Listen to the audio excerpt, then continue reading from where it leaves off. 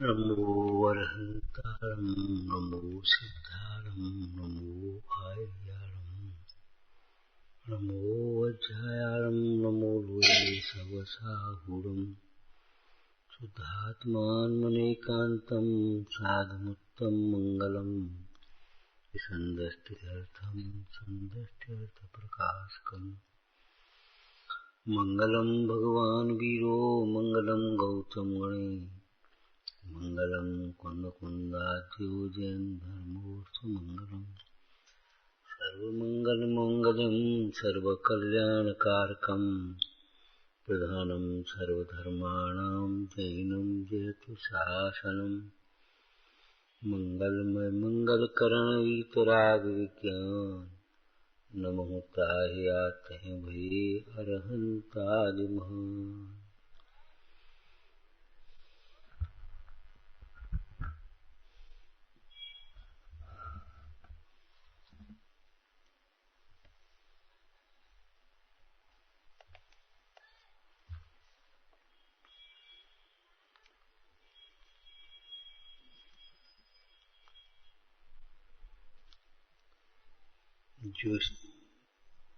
जो कर्म जीव ने बांधे हैं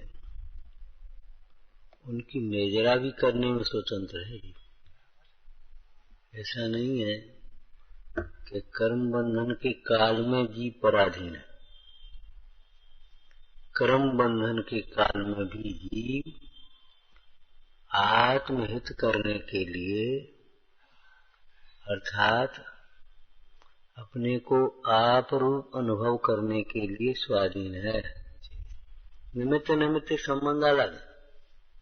जिन बहानों को आप बनाना चाहते हो भी भाव के दूर हो गए पहले कि साहब संगी पंचेंद्री तो संगी पंचेंद्री आप हैं।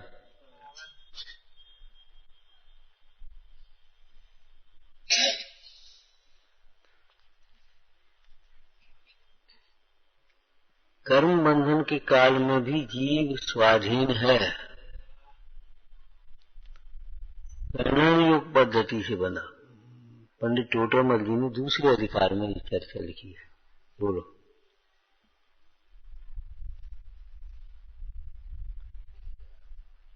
इस बंधन के काल में भी कर्म का कोई परमाणु जीव रूप नहीं हुआ और जीव का कोई प्रदेश कर्म रूप नहीं हुआ। दूसरा सत्ता न्यारी न्यारी है। कर्म कर्म में है, जीव जीव में है। कर्म कर्म है, जीव जीव है।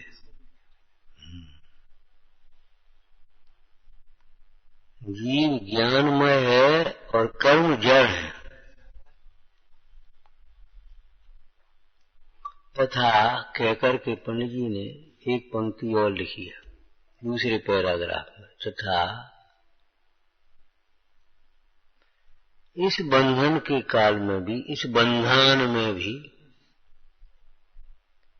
कोई किसी का कर्ता धर्ता नहीं है, कोई किसी के अधीन नहीं है। निमित्त नहीं बना रहे, मन बना रहे। संसार अवस्था है तो फिर संसार अवस्था क्या है? ये परमार्थ का न कर्म जीव रूप नहीं और जीव कर्म रूप नहीं और इस बंधन में कोई का धरता नहीं। वो परमार्थ कथन है तो परमार्थ से संसार भी नहीं है। और व्यवहार से देखो फिर संसार क्या होगा? जब कर्म बंधन के काल में भी जीव स्वाधीन है, स्वतंत्र है, न्यारा है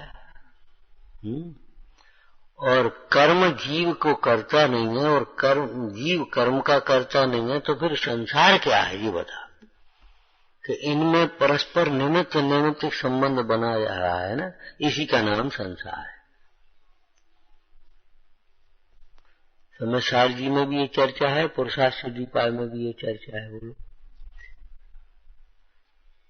जीव के परिणामों का निमित्त पाकर के पुद्गल कर्म रूप परिणमते हैं और पूर्वोदयादिक पाकर के जीव विकारादिक रूप परिणमता है, मोह राग।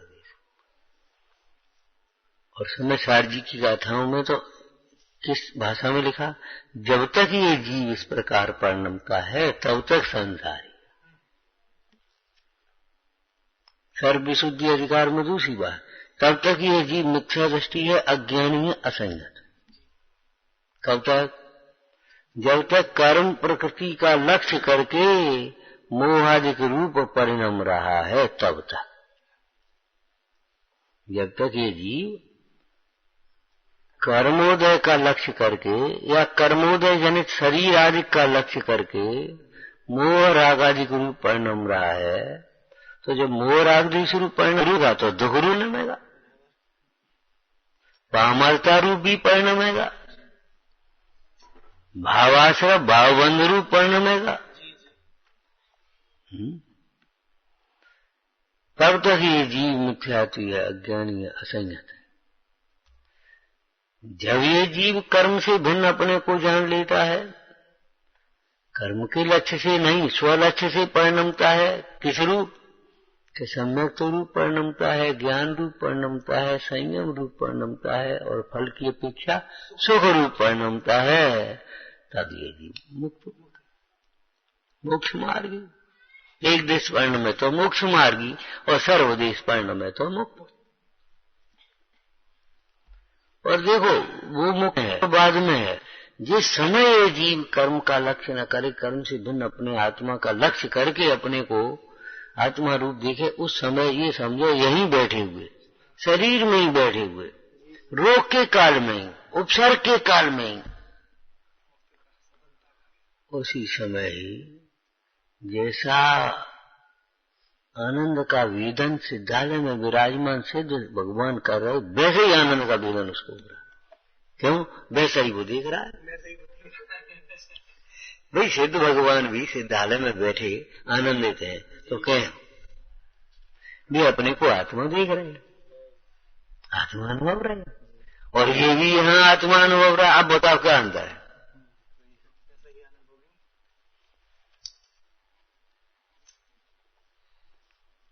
इसीलिए इन धर्मात्माओं को आत्म ध्यान की अवस्था में, आत्मानुभव की अवस्था में मेरा मोक्ष कब होगा ऐसा विकल्प नहीं है। मुक्त स्वरूप अनुभव रहा है ना, और मुक्त जैसे आनंद का वेदन कर रहा है। कभी कभी लोक व्यवहार में ऐसा हो जाता, कहीं गए और रात्रि ज्यादा हो गई, नहीं भाई हम तो अभी जाएंगे, निकलेंगे। अब निकल के क्या करोगे? क्या करोगे बोलो? भाई वहां भी सोना ही तो है, घर पहुंच जाए, घर पहुंच के सोओगे तो यहां सो जा, सवेरे जल्दी उठ जाइए। खतरे में पड़ते क्यों नींद खराब कर रहे? क्या भाषा बोल रहे? भाई वहां जाकर के सोओगे तो यहां सो जाओ, और क्या परेशानी? इसी प्रकार विद्यालय में आत्मा का अनुभव जनित ही तो आनंद है, वो आत्मा के अनुभव जनता आनंद है। अब क्या करना है? मोक्ष होगा मेरा मोक्ष कब होगा? मोक्ष कब होगा ये क्यों पूछा है? सही मुक्ति हुआ, सही मुक्ति हुआ वह उस काल में, किस काल में? एक शब्द में बोला, स्वानुभव के काल में। व्याख्या करके बोलो, इस समय वह समस्त कर्मकृत परिणामों से न्यारा अपने को चैतन्य स्वरूप अनुभवता है, उस काल में वह मुक्त ही तो है। क्या बोलो? आनंद का वेदन हो रहा है। अधरिषय एक परिचय, अज्ञान परिचय। हम ये कह रहे, देखो आदिश्वर महाराज को, ऋषभ देव महाराज को दीक्षा लेने के बाद 1000 वर्ष लगे केवल ज्ञान की प्राप्ति। बहुत होते 1000 वर्ष, क्या समझ? कोई कार्य अगर आपको 4 दिन भी नहीं हो, 5 दिन नहीं हो, तो घबराने लगते। बता 5 दिन हो गए, बता 1 महीना हो गया, 1000 वर्ष दीक्षा ले लिया, केवल ज्ञान नहीं हुआ, तो भी विकल्प नहीं आया। यानी कब हो? ऐसा तो नहीं है कहीं वैसे ही दिखती हो ना, कोई विकल्प नहीं। इसका नाम है निसंगता, इसका नाम है निश्चिंतता, और आराधना में प्रसन्न हुआ तो हो जाए।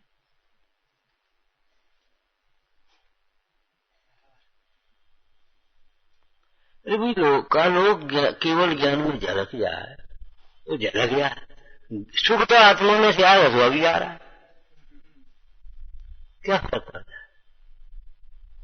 जैसे कोई संतोषी व्यक्ति हो लौकिक में, उसे कहो कि ये बड़ी फैक्ट्री लगा लो तुमसे, बोले भैया दारू सब खाने से दारू अब खा रहे, फैक्ट्री लगा दे, हमारा दर्शन पूजन स्वाध्याय और छूटेगा। उसके बाद फिर क्या करेंगे, बता दारू तब खाएंगे, सौवे खा रहे, हमें नहीं, हम क्या करना है। ऐसे ही आत्मानुभव जनित आनंद को वेद रहे, अब वेद रहे तो तब वेद का फल है। अमृतचंद स्वामी ने प्रवचन सार जी में तो स्पष्ट भाषा लिख दी, विशेष जानने की क्षोभ आकांक्षा के क्षोभ से बचो, हम तो स्वरूप तत्व रहते। भाई कर्म के उदय को लक्ष्य करके रो मत, दुखी मत हो, आकुल व्याकुल होने की जरूरत नहीं है, चिंतित होने की जरूरत नहीं है। कर्म की निर्जरा का उपाय, क्या करें, पाप का उदय है, निर्जरा करो, और क्या करोगे, और नहीं तो हो क्या करें, ये चोट लग गई, लगी तो या तो इलाज करो, नहीं तो बस मरो, क्या उपाय होगा उस वेदना को।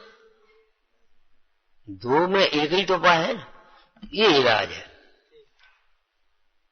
मुंडाज की स्तुति में क्या लिखा है, राखत धर्म इलाजा, राखत धर्म इलाजा, ये इलाज है।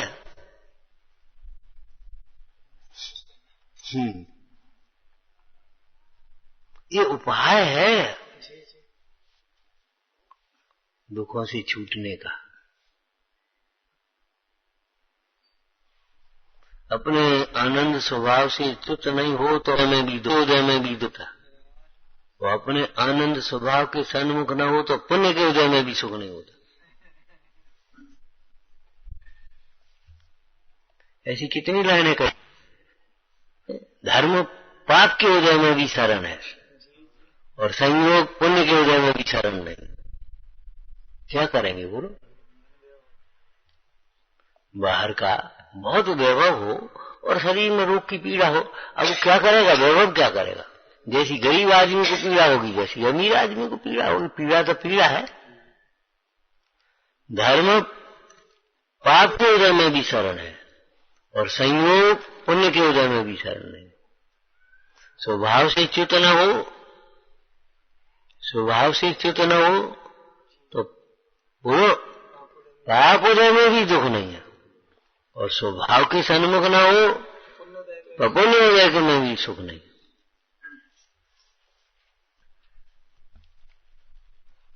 ये निर्जरा तत्व की चर्चा कर्म की निर्जरा करने के लिए है। निर्जरा तत्व की चर्चा कर्म की निर्जरा के लिए है।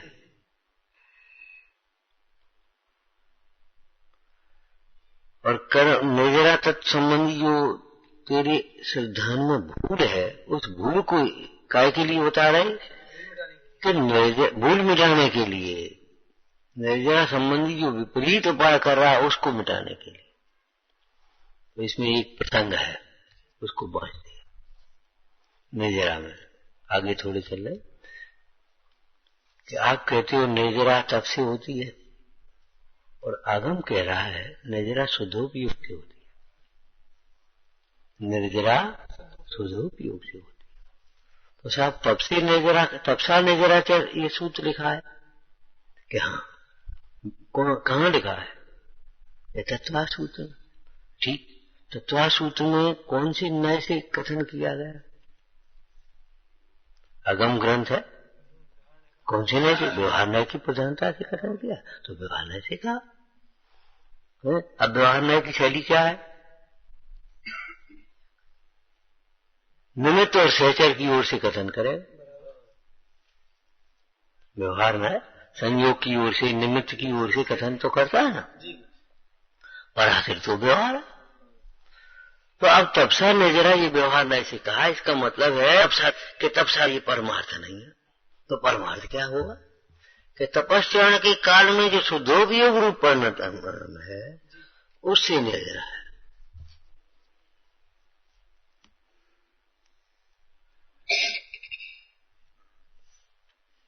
उस शुद्धोपयोग की ओर आपका उपयोग जाना चाहिए।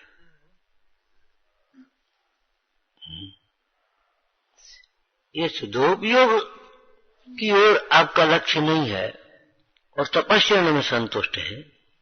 वे जीव कैसे हैं, इसी ग्रंथ के दृष्टांत से बोलना, इसी प्रकरण के दृष्टांत से। तो आपका बांचा हुआ है अभी। जैसे अन्न को प्राण कहा, धन को प्राण कहा।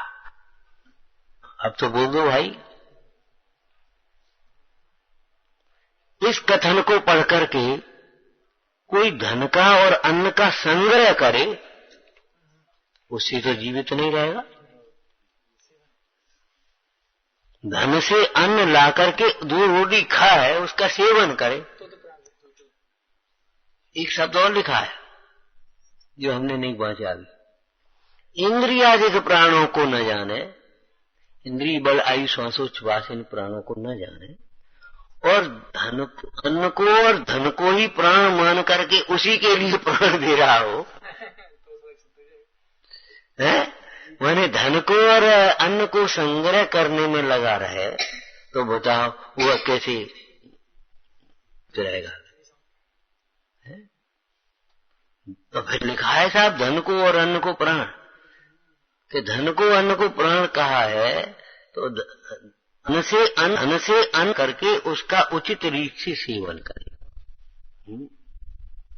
अपने आयुर्वेद के हिसाब से और उसका थोड़ा सा तपस्या से जोड़ दें। अन्न जो है ना, वो सीधा सीधा थोड़ी खाया जाता है। दिया गेहूं कच्चा चबाने लगोगे, ऐसा थोड़ी करोगे। वो अन्न सेवन करने लोग है, परंतु उसका पाक होने पर,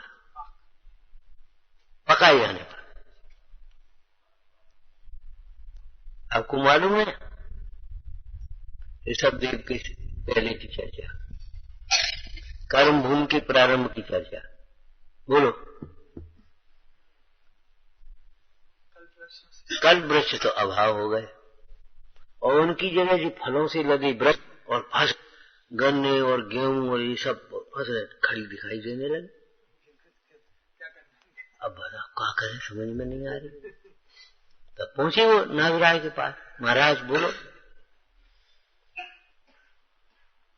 उन्होंने बताया भैया ये फलों का इस तरह से रस निकलेगा, ये गन्ने का इस तरह से रस निकलेगा, इस तरह से खाया पिया जाएगा, ये अनाज ऐसे निकलेगा, इस अनाज को ऐसे पीछे जाएगा, इसका ऐसे भोजन बनेगा, ये चावल धान का ऐसे चावल निकलेगा, इसमें ये पकाया जाएगा, वो सब विधि बताई। तभी तो उनको प्रजापति कहा। गृहस्थ भूमिका में राजा ऋषभ देव ने ये सारी विधि बताई और फिर केवल ज्ञानी होकर के धर्म का प्रवर्तन किया। तो विचारना, इंद्रियादिक प्राण को न जाने और धनादिक का ही संग्रह करे तो वह जीवन नहीं प्राप्त कर पाएगा, जीवित नहीं रह पाएगा। इसी प्रकार कोई तपस्या आदि करके संतुष्ट हो जाए। तपस्या का मुख्य रूप से बाह्य तपस्या, क्या अनशन कर ले, कभी उन्नोदर कर ले, कभी रस परित्याग कर ले, कभी गुप्त श्रीयासन कर, उनका नाम व्रत पर संचान कर ले, नियम नाना प्रकार के अपने नियम, और अपने को मान ले कर तो रहे कर्म की नजर। तो पंडित जी ने कहा तपस्या करते समय तुम्हारे परिणाम कैसे हैं, उन परिणामों का फल मिलेगा। तपस्या करते हुए शुद्धोपयोग है तो शुद्धोपयोग का फल मिलेगा, तपस्या करते हुए शुभ परिणाम है तो शुभ परिणाम का फल मिलेगा, और तपस्या करते हुए मान लो संक्लेश परिणाम भी कभी हो जाए तो उनका भी फल मिलेगा। फल तो परिणाम का आएगा।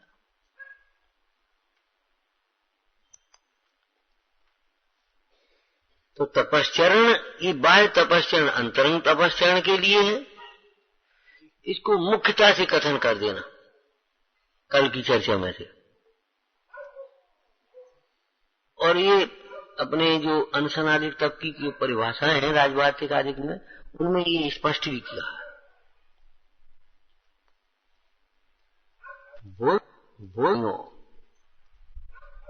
बोला करो भाई।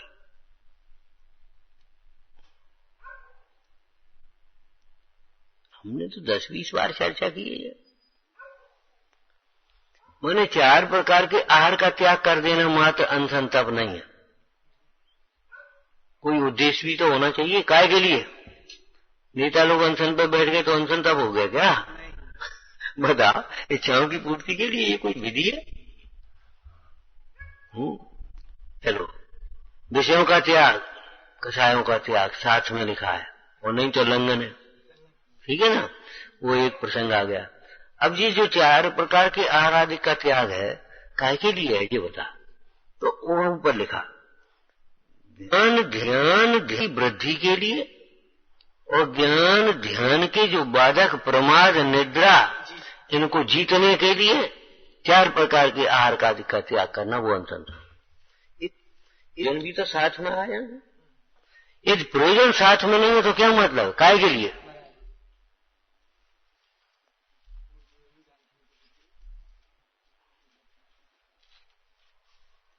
तुम्हारा मन आया चलो घूमे आ गए, तो आपका परिणाम है। और मुंडाज का बिहार है तो कोई धंधा करने के लिए नहीं आ रहे, कोई यहाँ तकलीफ है इसलिए उसको दूर करने के, वहां बड़ी सुविधा है इसलिए नहीं आ रहे। यहाँ बहुत गर्मी है चलो वहां चलेंगे, वहां रहेंगे, वहां ठंडक बहुत है इसलिए नहीं आ रहे। यहाँ व्यवस्था ठीक नहीं है चलो वहां अपने बढ़िया रहे, इसलिए नहीं आ रहे। काय के लिए? राग आदि की निवृत्ति के लिए, धर्म की प्रभावना के लिए, समाधि के योग्य स्थान को खोजने के लिए विहार कर। इसलिए इन जो मुनीश्वरों का विहार है वह भी धर्म के लिए है, धर्म प्रभावना। घूमने के लिए घूम नहीं रहे, तो घूमने जाओगे वे लोटा लेकर के जा रहे, काय के लिए? अहिंसा के पालन के लिए। चलो बहुत देर हो गई बैठ बैठी, जरा बाजार घूमना अलग ही है। चलो इधर घूम के आते थोड़ा। और वे वंदना करने के लिए जाएंगे, आहार करने के लिए जाएंगे, या भावना के लिए जाएंगे, राग आदि की निवृत्ति के लिए जाएंगे, तो वो उनका परिणाम वो भी सो ही है, अशुभ नहीं है। आहार का परिणाम भी शुभ है। इस प्रसंग में एक अंतिम प्रसंग लिखा है, इसी चर्चा में पढ़ना। देखो, निजरा अंतरंग की शुद्धता के हिसाब से है। चतुर्थ गोष्ठान वाला जी, बोलो लिखा है कि नहीं? है? चतुर्थ गोष्ठान वाला जी स्वाध्याय सामायिक आदि में बैठा, उस समय भी उसको उसी वैसी नजरा नहीं है जैसी पंचम गोष्ठान वाला जी बाहर। पंचम गोष्ठान वाला जी स्वाध्याय में, भक्ति में, चिंतन में बैठा, उस समय भी उसको वैसी नजरा नहीं है जैसी नजरा मुंडाज को छठवें गोष्ठान में आहार विहार आदि क्रियाओं। क्यों? कुछ समझ में नहीं आ रही कि समझो तो समझ में आएगी। देखो, एक छोटी दुकान है, छोटी दुकान किराने परचूनी की है, दिन भर दुकान चलती है तो भी इतनी आमदनी नहीं है जितनी उसकी आमदनी। बंद दुकान में भी इतनी आमदनी चल रही है उसकी। क्या कहा? दुकान बंद है और आमदनी चल ही रही है। और ये दिन भर दुकान चला रहा है और तो भी उतनी आमदनी नहीं है। क्रम के नहीं बोलो व्यवस्था। एक दैनिक वेतन होगी, एक काम कर रहा है तो भी उतनी तनख्वाह नहीं है, और एक अपने छुट्टी पे 1 महीने है तो भी उतनी तनख्वाह चल रही कि नहीं चल रही? काय के अनुसार? वो भीतर की बातें अलग हैं, ऊपर से भले न दिखाई दे।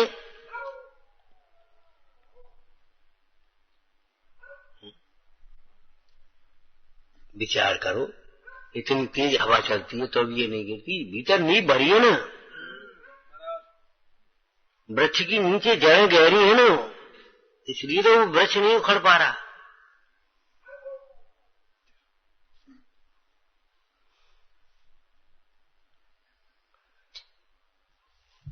तो शुद्धोपयोग नेजरा है, परिणाम से नेजरा है, केवल तपस्या से नहीं। अर्थात शुद्धोपयोग शून्य तपस्या से नहीं।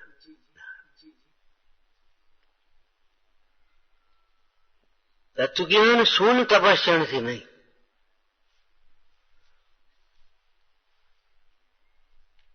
व्यवहार तपस्या से तो यह तुम्हारी कथाएं थोड़ी सी मन है, विशुद्धता है तो पुण्यवंत होगा।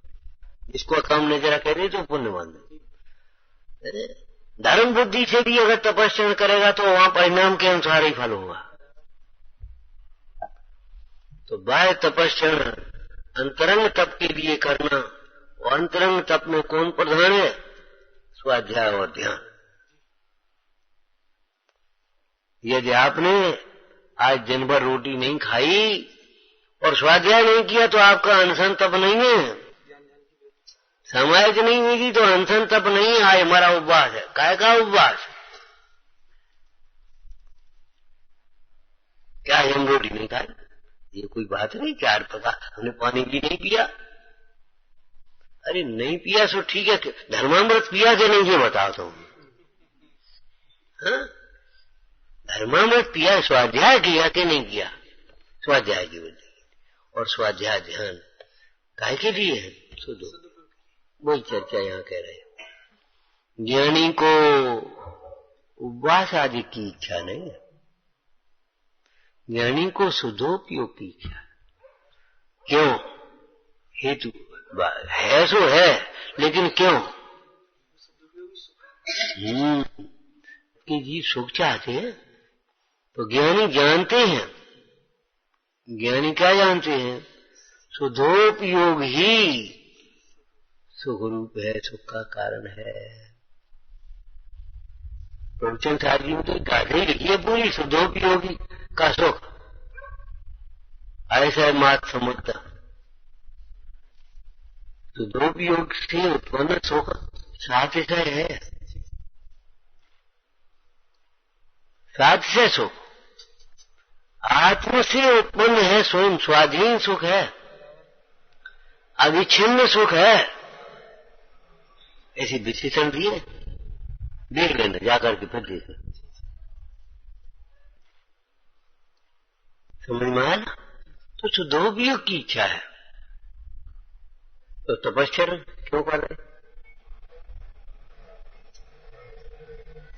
तपस्या क्यों कर रहे?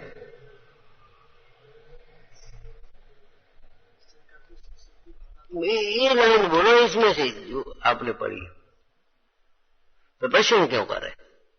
कि शुद्धोपयोग की वृद्धि के लिए, शुद्धोपयोग के लिए तपस्या की इच्छा है। एक गिलास लाना तो गिलास काय के लिए? पानी के लिए। ऐसा नहीं गिलास लिया खा लिया।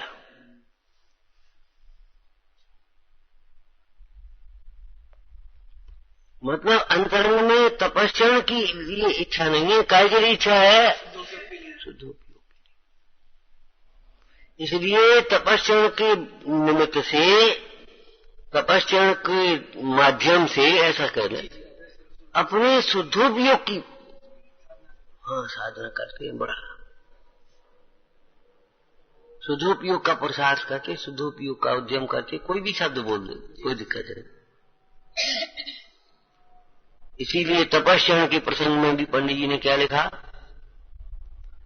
शुद्धोपयोग बढ़ता जाए तो तपस्या करते, अनशन आदि करते। शुद्धोप के बढ़ने में परिणाम ही तो है ना। यदि सहनशीलता नहीं है उतनी संगना नहीं है तो तपस्या अधिक थोड़ी कर दे, कम कर दे। हमारा उद्देश्य तपस्या का नहीं, शुद्धोपयोग का।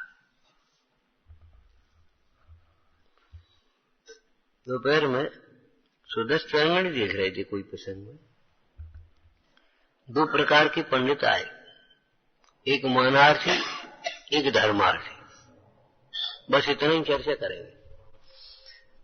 और धर्मार्थी और मानार्थी के दृष्टांत बड़े सुंदर दिए, वो हम आपको सुना। धर्मार्थी पंडित है, वे घन के समान है। घन माने बादल।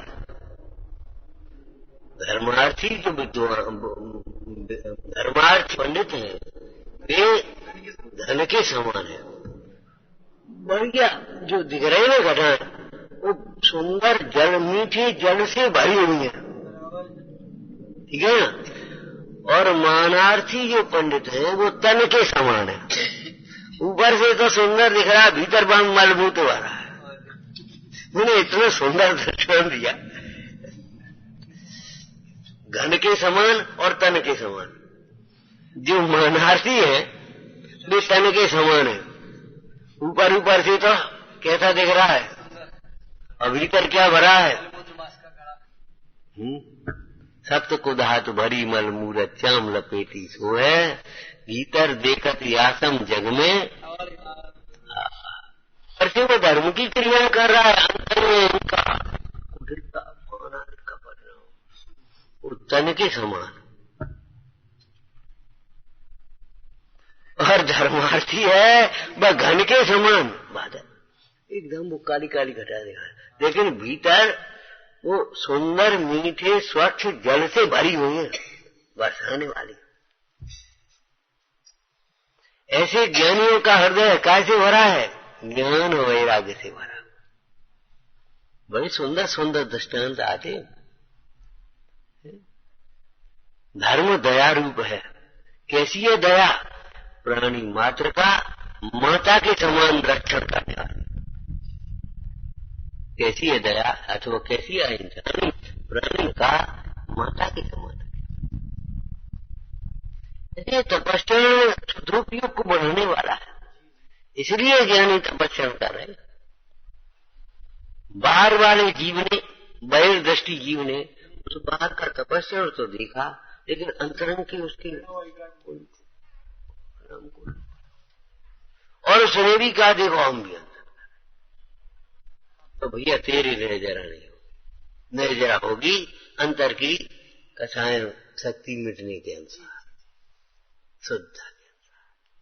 इसलिए केवल बाह्य तपस्या में संतुष्ट मत हो जाना, बाह्य तपस्या को निरर्थक भी मत मानना, उसको कष्ट रूप भी मत समझना, लेकिन उस बाह्य तपस्या संतुष्ट हो जाना। तपस्या के माध्यम से सदुपयोग। जैसे दर्शन पाठ में से आपको एक लाइन बताई दी, जय परम शांत मुद्रा समेत भवजन को निज। हे भव्य जीवो, इन भगवंतों के दर्शन को कामनाओं की पूर्ति का निमित्त मत बनाना, निज अनुभूति का निमित्त बनाना, आत्मदर्शन का निमित्त बनाना। अर्थात भगवान जन्म देव की साक्षी में भगवान की ओर ही नहीं देखते रहना, भगवान जिधर देख रहे हैं और जिसको दिखा रहे हैं वो स्वरूप को देखते देखते स्वानुभव करने का उद्यम करना, वही दर्शन की सफलता होगी। तपस्या की सफलता है। इतना इनकम कितनी, सदुपयोग कितना, शुद्धता कितनी, यही तो सफलता है। विचारना सहजानंदी सो